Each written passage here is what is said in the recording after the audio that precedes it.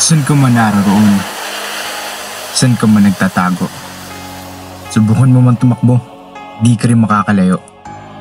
Dahil patuloy ako magsasalita, patuloy ako magkikwento, at ibubulong ko sa'yo ang mga nakakatakot na karanasan na di may paliwanag ng mundong ito. Kaya't buksan ang iyong isipan, talasan ang pakiramdam, at ihanda mo ang sarili mo sa kwentong bitbit ng Mensahero.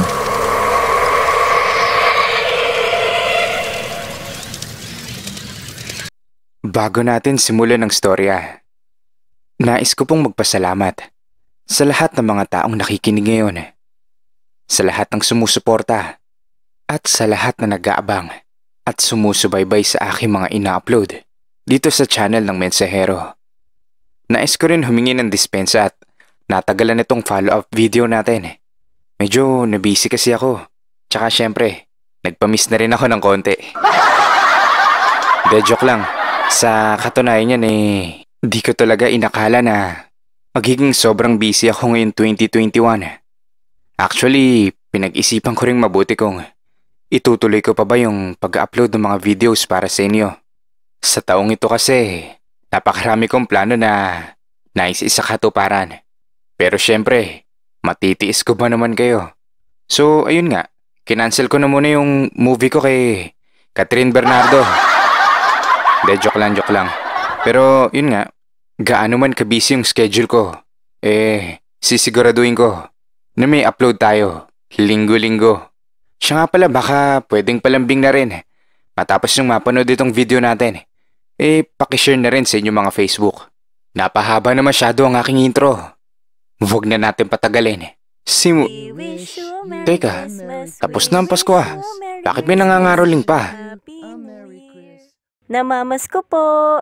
Naku naman, wala yatang balak tumigil tong mga to ah. Hay nako, mapunta na nga. Teka, Boss Ben? Ay, oo nga. Boss Ben, ikaw ba yan? Oo nga, si Boss Ben. Oo, ako nga to. Teka, parang kilala ko kayo ah. Jane? Arian? Kayo yung narrator ng Black Candila Files, diba? Kayo pala yan. Pumasok na muna kayo sa bahay para makapag-juice man lang kayo.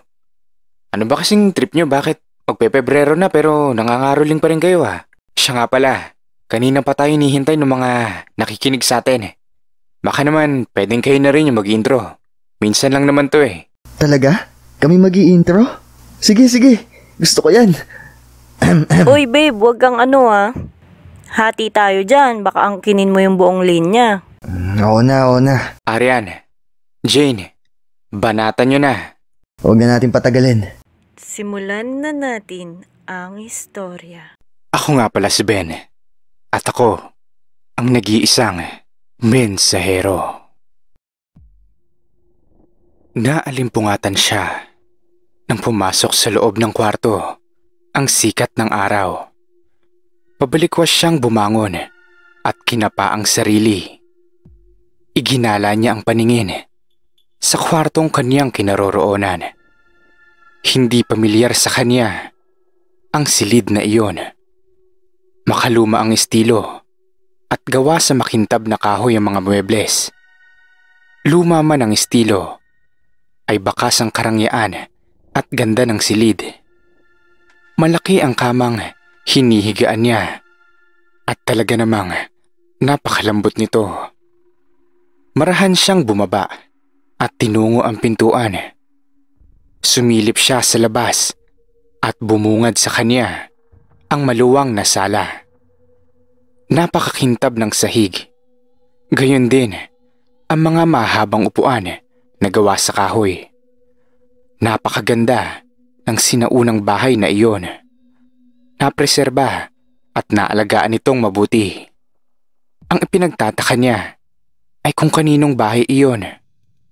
Ang natatandaan niya ay naroon siya sa bakuran ni Lahana. Binuhat siya ng halimaw at itinakbo palayo. Pagkatapos ay wala na siyang matandaan dahil nawalan siya ng ulirat dahil sa labis na takot. Hindi kaya bahay ito ng aswang? Bulong niya sa sarili. Dahil sa naisip ay agad niyang hinanap ang backpack. Ngunit hindi niya ito mahagilap. Doon din niya napansin ang suot-suot niyang damit. Isa itong mahabang puting pantulog.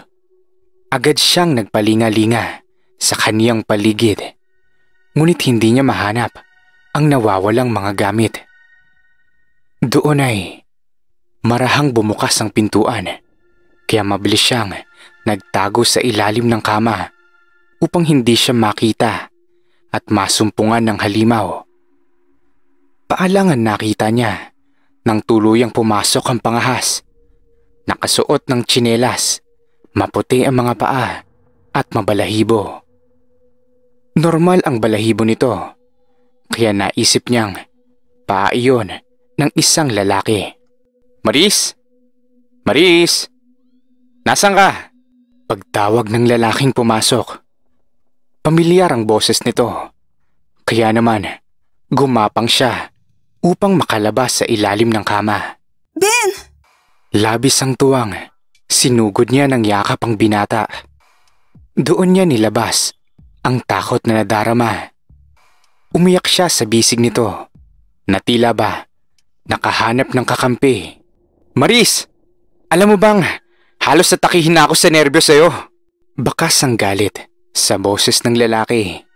Ngunit masuyo rin itong hinaplos ang likod ng dalaga upang payapain ang kalooban nito. Tumahan ka na. Sige na, tahan na. Ligtas ka na. Masuyong sambit ng binata. Anong ginagawa mo rito? Kaninong bahay to? Tanong ni Maris nang mahimasmasan. Ito kasi yung isa sa mga safe house namin. Tugon ng lalaki. Paano mo ako nahanap? Bakit narito ako? Ang huling natatandaan ko ay tinangay ako ng aswang. Sunod-sunod niyang tanong. Sinundan kita. Kaya nakita ko nang pasukin mo ang bahay nila Hana. Tugon ng binata. Kung ganoon nakita mo, naniniwala ka ng aswang sila Hana? Tanong niya nang biglang matigilan. Napatitig siya sa mukha ng kaibigan. Paano mo ko nabawi sa aswang na kumuha sa akin? Nagtatakang tanong niya rito. Umilap ang mga mata ni Ben at hindi alam ang isasagot. Biglang tumunog ang cellphone nito. Dahilan upang magkaroon siya ng pagkakataong lumayo muna kay Maris at matakasan ang mga pag-uusisa nito. Hello? Hana? Sagot niya nang nakatiyak na hindi na siya naririnig ni Maris. Ben, alam kong ikaw ang nagligtas sa babaeng yun. Galit na bungad nito. Alam na niya ang sekreto ng aming pamilya, kaya dapat siyang mamatay. Giit nito. Hana, huminahon ka. Kaya kong pakiusapan si Maris. Hindi siya magsasalita. Giit niya. Bakit mo ba tinutulungan ng babaeng yan? Hindi natin siya kalahi, Ben. Makinig ka sa akin. Ipapahamak lang tayo ng babaeng yan. Patayin mo na siya. Paghuhurumentado nito, kaya napabugas siya ng hangin. Hindi niya alam kung ano na ang gagawin. Ayaw niyang mapahamak si Maris at hindi siya papayag na patayin nila ang dalaga. Umamin ka nga, Ben. May gusto ka ba sa kanya? Kaya hindi mo siya magawang patayin? Handa kang kalabanin ang ating lahi para sa kanya? Mariing tanong ng babae. Nagbanta ang boses nito. Hindi ako tanga, Ben. Ramdam kong iba ang pagtingin mo sa kaibigan mo at hindi ako makapapayag na sirain mo ang kasunduan. Gagawin ko ang lahat para patayin ang babaeng yan. Singhal nito. Humihingal sa tindi ng galit. Subukan mo lang. Subukan mo lang talaga, Hana. Dahil ako ang makakalaban mo. Mariing wika ng lalaki. Kuyom ang kamao habang naniningkit ang mga mata sa nadaramang galit. Naaamoy na niya ang nakaambang digmaan para sa dalawang angkan. Anak! Nalingunan niya ang kanyang ina na nakatayo sa likuran niya. Kapag sumira ka sa kasunduan, ay manganganib ang ating angkan. Malungkot na sambit ng kanyang nanay. Puno ng simpatya ang kanyang tinig. Pero Pero ma, hindi ko rin kayang magpasailalim sa kanilang kasamaan. Sambit niya. Nakauunawang tumango naman ang ginang. Sila Ben at Hana ay ipinagkasundong maging mag-asawa upang pag-isahin ang kanilang mga angkan. Balak ng mga magulang ni Hana na tipunin lahat ng aswang sa iba't ibang panig ng bansa upang pamunuan ang mga ito. Hindi nito iyon magagawa sa kakonting bilang lamang. Kaya naman nais nilang pag-isahin ang angkan nila upang maging isang napakalakas na hukbo. Ang yaman ng angkan nila Ben at Hana ay katumbas ng kapangyarihan at ang bilang ng kanilang mga angkan ay katumbas ng malakas na puwersa ng sandatahan. Subalit, natunugan ng mga magulang ni Ben ang tunay na layunin ng mga magulang ni Hana. Hindi lamang ang aswang ang nais nilang pamunuan, bagkus ay ang buong mundo. Nauhaw sa kasakiman ang kanilang mga puso. Nais man nilang umatras sa kasunduan, ay tinatakot na sila ng mga masasamang angkan ng mga aswang. May ibang lahing aswang na silang naimpluwensyahan at kung magkakaroon man ng digmaan, ay kakaunti lamang ang kanilang magiging bilang. Natatakot ang mga magulang ni Hana na matalo ang angkan nila kung sakaling magkakaroon ng matinding laban. Bawat angkan ay may namumuno. Sa angkan nila Hana ay ang kanyang mga magulang at sa panig naman nila Ben ay mga magulang niya rin. Kung walang madadamay ay buong tapang nilang haharapin ang konsekwensya ng pagtalikod sa kasunduan. Ngunit paano na ang kanilang angkan na madadamay sa napipintong kamatayan? Kailangan na nating lumaban, ma. Huwag na tayong mabuhay sa takot pa. Dahil higit na nakakatakot kapag nagtagumpay sila sa kanilang kasamaan. Hindi dapat ganun eh. Huwag tayong magpagamit na instrumento sa paglaganap ng kasamaan pa. Napatango ang ginang sa sinabi ng kanyang anak. Ang angkan nila ay mula sa mabuting lahi ng mga aswang. Hindi sila kumakain ng laman ng tao. Ang kinakain nila ay pawang mga hayop lamang at labis itong tinututulan ng kabilang angkan nila Hana. Ayon sa mga ito, ay higit ang nakukuhang lakas sa pagkain ng tao. Nais ding pamunuan ni Ben ang lahi ng mga aswang upang ipalaganap ang kabutihan. Ngunit hindi iyon ang nais ni Hana. Akala niya ay iba ang babae. Ngunit katulad lamang ito ng kanyang mga magulang na sakim sa kapangyarihan. Tawagan mo si Matutina. Siya ay panig din sa kabutihan. Matutulungan niya tayo. Ipatawag mo rin ang ating angkan upang pagandaan ng digmaan. Kakalungkot man na ang lahing aswang ay maglalabang-laban sa kapwa aswang. Naluha ang ginang, kaya agad nitong niyakap ang kanyang anak.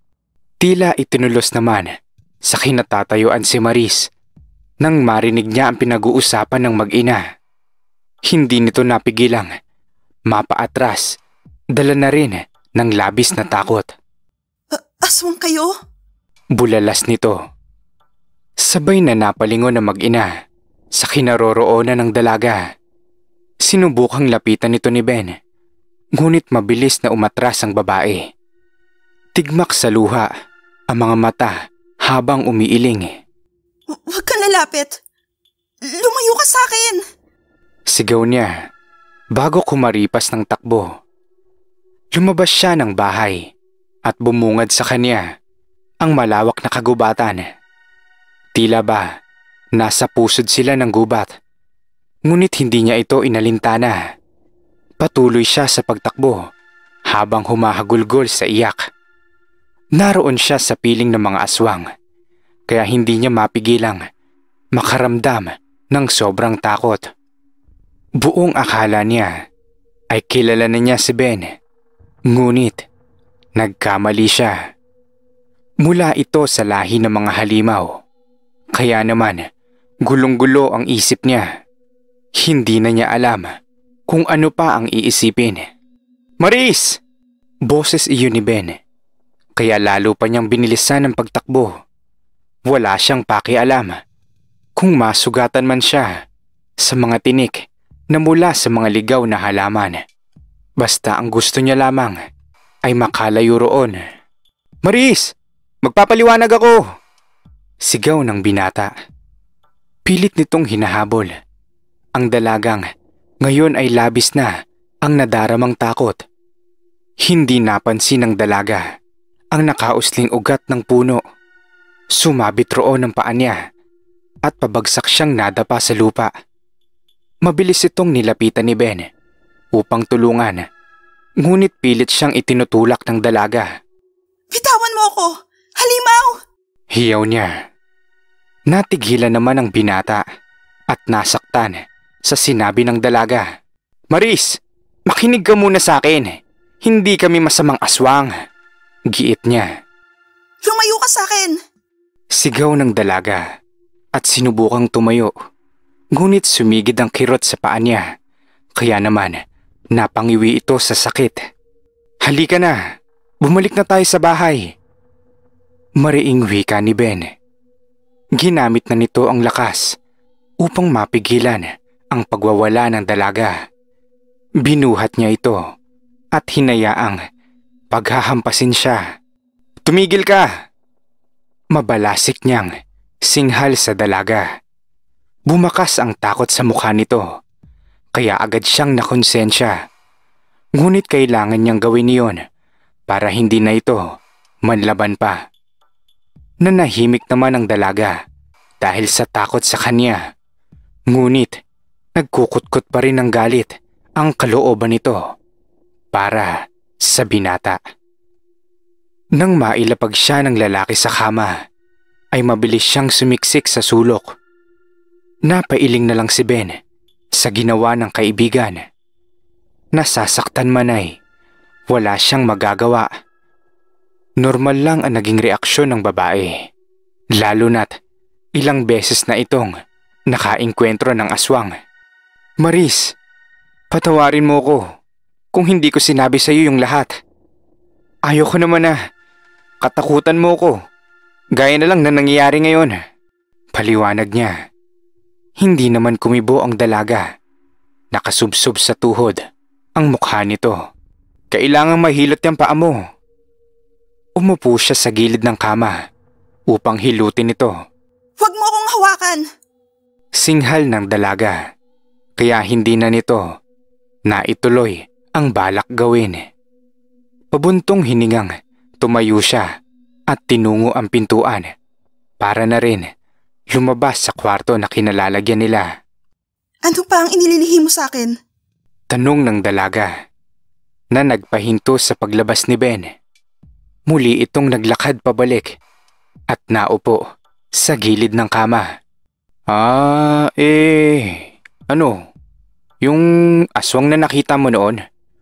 Noong pauwi ka sa sayawan? Ako yun eh. Yuko ang ulong pag-amin nito. Napaangat ng tingin ng dalaga at nanlilisik. Ang matang dinampot ang unan. Hayop ka? Ilang gabi akong hindi nakatulog dahil doon. Sigaw niya at hinampas ito ng unan. Umilag naman ang lalaki. Sorry na. Nagselos lang naman ako eh. Tsaka gusto ko ring malaman kung karapat-dapat ba yung Benji na yun sa'yo. Paliwanag nito habang panay ang sangga ng braso sa unan na hinahampas sa kanya.